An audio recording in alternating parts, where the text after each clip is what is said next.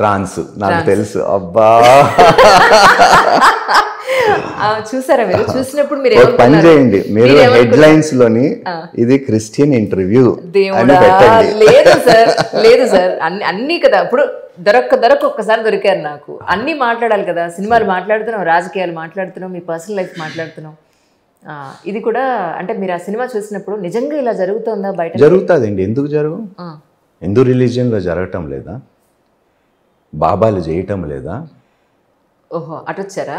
మరి అటే మీరు ఇటు వస్తే నేను అటు వస్తా, అంతే కదా. ఇప్పుడు దొంగ బాబాలు, దొంగ బోధకులు అన్ని జాతుల్లో అన్ని మతాల్లో ఉన్నారు. నిజంగా అలా దొంగ బాబాలు దొంగ బాబాలనే చెప్తున్నాం కదా మేము కూడా.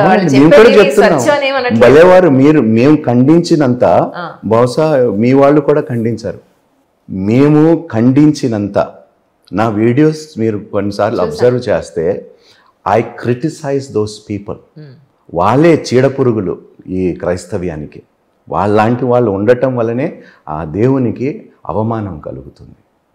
అదండి. ఇప్పుడు దొంగ బాబాలు ఎన్ని బాబాలండి? అలాగే ఇందులో కూడా దొంగ క్రైస్తవులు ఉన్నారు, దొంగ బోధకులు ఉన్నారు. సో ఏ భేదము లేదు, దొంగోడు దొంగోడే. కానీ మన భారతదేశంలో నువ్వు ముస్లింవి, నేను క్రిస్టియన్ని, నేను హిందువుని అని ఇలానే కొట్టుకుని చేద్దామా? మనం అంతా ఒకటే అని ఒక యూనిటీ తోటి వెళ్దామా? ఎవరు కాదన్నారండి? మనలో మనమే కొట్టుకుని చేస్తున్నాం. ఎవరు కొట్టుకుంటున్నారు?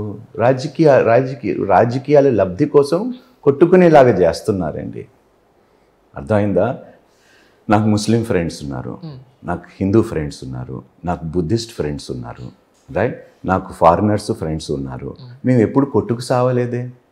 Right. We all have the same feeling that we are humans, right? Empathy, sympathy, love, compassion, kindness, generosity, ఇవన్నీ ఫీలింగ్స్ మాలో ఉన్నాయి కదా, right? When it comes to the nation, yes, I will stand. నా దేశం కోసం నేను నిలబడతా, right? And for me everybody is equal అండి. కరెక్ట్. మీరు ఏ మతాన్ని ఫాలో అవ్వండి, at the end of the day, my responsibility towards you, if you are in need, is to help you, irrespective of your faith. మీరు ఎలాగో రాజకీయాల్లోకి మళ్ళీ reentry ఇస్తున్నారు కాబట్టి అడుగుతున్నాను, చంద్రబాబు నాయుడు గారి అరెస్ట్ని మీరు ఎలా చూస్తారు? ఆ స్కామ్ నిజమో కాదో నాకు తెలియదండి. రైట్. సో సిబిఐ, సిఐడి ఎవరైతే వాళ్ళు పని చేస్తున్నారో నిర్ధారించనియండి అది కరెక్టా కాదా, రైట్? బట్ ఫర్ మీ ఒకటేండి, చంద్రబాబు నాయుడు గారు ఈజ్ అ విజనరీ. అండ్ ఈ వయసులో ఆయనని ఇబ్బంది పెట్టడం అనేది నాకు కూడా కొంచెం బాధనే కలిగింది, రైట్? ఎందుకంటే he has achieved a lot for this Telugu states and I respect him for whatever he's achieved.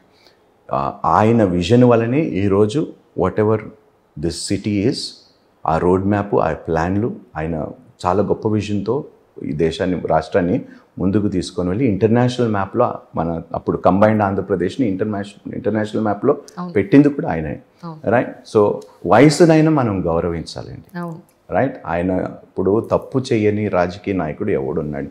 ఇప్పుడు అందరు పతివ్రతల్లాగా నటిస్తేనే నాకు అక్కడే కోపం వస్తుంది, రైట్? తప్పు చేయని నాయకుడు లేడండి, రైట్? అందుకని అంటారు కదా పెద్దలు, ఒక వేలెత్తి చూపిస్తే 3 వేలు నీ వైపు చూపిస్తున్నాయి, రైట్? సో ఆయన కరెక్టా కాదో నాకు తెలియదు, కానీ కనీసం ఆయన వయసుకి గౌరవం ఇవ్వాలండి. And it is not the way he should be treated is my feeling and my opinion, right? Maybe ఎక్కడో ఒక సాఫ్ట్ కార్నర్ ఉందేమో మీరు అనుకోవచ్చు. ఎస్. అంటే మీరు ఏ పార్టీలో జాయిన్ అయినా పర్టికులర్గా ఒక ప్లేస్ నుంచి నేను ఖచ్చితంగా పోటీ చేయాలి, ఒక ఎమ్మెల్యేనో ఎంపీనో అవ్వాలి అని ఏం పెట్టి? ఎమ్మెల్యే కాదండి, నేను అయితే ఎంపీ అవుతానండి. ఫుల్ క్లారిటీ ఉంది మీకు. అబ్సల్యూట్లీ అండి. లోకల్ పాలిటిక్స్ కాదండి. That's really nice. సో అంటే మరి ఇప్పుడు రాజకీయాలు డబ్బు పెడితే కానీ అయ్యేట్ ఏం కనిపించట్లేదు? అవసరం లేదండి. అంటే మీకు అవసరం లేదంటున్నారా? అవును. వాళ్ళు మీరు డబ్బులు ఇవ్వకున్నప్పుడు వాళ్ళు మనకి సీట్ ఇస్తారేమిటి? రండి మీరే కావాలి, మీరు చూస్తూ ఉండండి.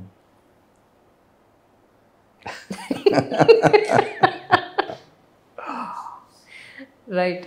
సో అయితే 2024 ఎలక్షన్స్కి పక్కాగా 24 అయితానా, 28 29 I don't know, but definitely I will, that's my goal.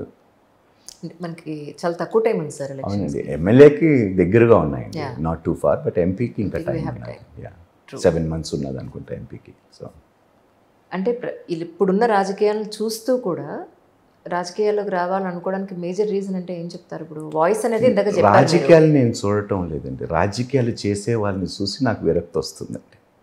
రాజకీయం అనేది తప్పు కాదండి, but for the right purpose చేయండి. రైట్ నా ఇప్పుడు ప్రాబ్లం ఏమైపోతుందంటే అండి, వచ్చిన ప్రతి ఒక్కరూ వాళ్ళకి సమకూర్చుకోవటానికే వాళ్ళు వస్తున్నారు, వాళ్ళు చేస్తున్నారు, కానీ సమాజానికి ఏదో ఒకటి చెయ్యాలి. నేను ఎప్పుడు అంటానండి, ఒక వ్యక్తి తన ఓటు అమ్ముకుంటున్నాడంటే తన వ్యక్తిత్వాన్ని తాకట్టు పెడుతున్నాడండి. అబ్సల్యూట్లీ. సో అలాంటి వాళ్ళు ఓటు కూడా మనకు అవసరం లేదండి. కానీ ఒకానొకప్పుడు ఆర్థికంగా ఎంతో ఇబ్బంది పడ్డ సిచ్యువేషన్స్ మీరు చూసారు. ఇప్పుడు ఎంతో కంఫర్టబుల్ లైఫ్ కూడా చూస్తున్నారు. ఎవరు చెప్పారండి కంఫర్టబుల్ లైఫ్ అని? లేదా అయితే ఇప్పుడు మీకు అంటే తెలుగులో తెలియదు కానీ ఇంగ్లీష్లో ఏమంటుంటే the grass is greener always on the other side. So నా ఉద్దేశం సమస్యలు లేని వాళ్ళు ఎవరు ఉండరు. But you. కాకపోతే నా ఉద్దేశం ఏంటంటే అంత ఒక సిచ్యువేషన్ నుంచి ఆ పరిస్థితులు చూసారు. ఈరోజు పోనీ ఒకటి అనుకుందాం, తిండి బట్ట షెల్టర్ అని మినిమం ఇవనుకుంటాను. అప్పుడు కూడా ఉండేది, ఇప్పుడు కూడా ఉండేది. వచ్చాయి. ఇప్పుడు నేను ప్రసంగాలకు వెళ్ళినప్పుడు నేను ఫస్ట్ అడిగేది ఏమిటంటే అంటే, మీలో పేదవాళ్ళు ఎంతమంది ఉన్నారు చేతులు ఎత్తండి. దాదాపు 60-70% వాళ్ళు చేతులు ఎత్తారండి. చేతులు ఎత్తిన వారిలో 3 పూట్ల అన్నం ఎంతమంది తింటున్నారు? దాదాపు అందరూ 3 పూటలు. ఇంకా మీరు పేదవాళ్ళు ఏంటండి? రేపు నువ్వు తినటానికి బ్రతుకుంటావో లేదో తెలియదు, కానీ ఇప్పుడు ఉన్న దానికి తృప్తిగా బ్రతకపోతే రేపు ఏదొచ్చినా నువ్వు తృప్తిగా బ్రతకలేవు. పేదరికం అనేది నీ ఆలోచన, దాన్ని మీరు మార్చుకోవాలి. భగవంతుడు మనకి 3 పూట్లు అన్నం పెట్టాడు, థ్యాంక్ గాడ్, చాలు. ఈరోజు నేను సుఖంగా బ్రతికాను, 3 పూట్లు బ్రతికాను, ఉన్నదాంతో తృప్తిగా నేను నా కుటుంబం ఉండగలిగాం. రేపు ఇదే అనుభవం కలిగి ఉంటానో లేదో నాకు తెలియదు, కానీ ఈరోజు భగవంతుడు నాకు ఇచ్చినందుకు I thank God. And this is how I tell people, you have to change. ఇప్పుడు ఏమైపోతుందంటే అండి, ఇలాంటి మీరు అన్నారు చూడండి ట్రాన్స్ మూవీ, అది ఏమిటండి? ఆశ, దురాశ. ఇప్పుడు ప్రలోభాలు పెడుతూ ఉంటే మీలో దురాశ లేకపోతే మీ ప్రలోభాలకి ఎందుకు లోబడతారు? True, absolutely. So why blame the community, the Christian faith? Blame the individual. వాడు స్వార్థపరుడు కాబట్టి వాడికి ఏదో లబ్ధి పొందాలని దురాశతోనే వాడు అక్కడికి వచ్చాడు. దానికోసం మతాన్ని కించపరిచే హక్కు ఎవరికి ఉందండి?